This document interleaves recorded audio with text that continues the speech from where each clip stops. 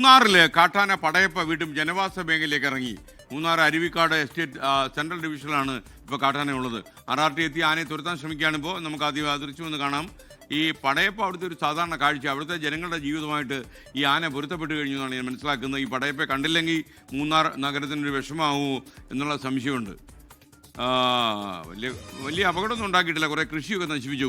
രാഹുൽ വിജയൻ ചേരുന്നു ഇടുക്കിയിൽ നിന്ന്. രാഹുൽ, പതുപോലെ പടയപ്പ ജനവാസ മേഖലയിൽ തന്നെ ഇറങ്ങി, ആനയെ തുരത്താൻ കഴിഞ്ഞോ?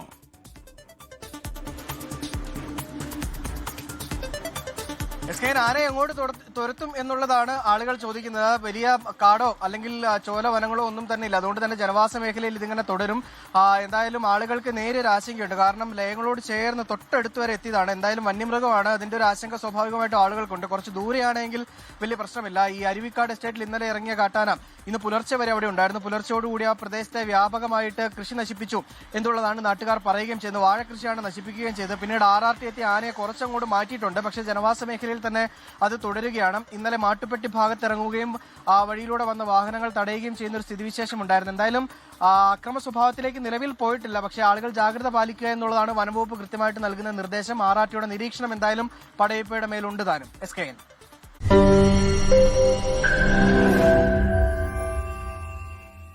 ലോകത്തെവിടെയായാലും ഏത് സമയത്തും 24 വാർത്തകളും ഓഗ്മെന്റഡ് റിയാലിറ്റി പാക്കേജുകളും എക്സ്പ്ലെയിനറുകളും വിശദമായി കാണാൻ ഞങ്ങളുടെ YouTube ചാനൽ നിങ്ങൾക്ക് സബ്സ്ക്രൈബ് ചെയ്യാം.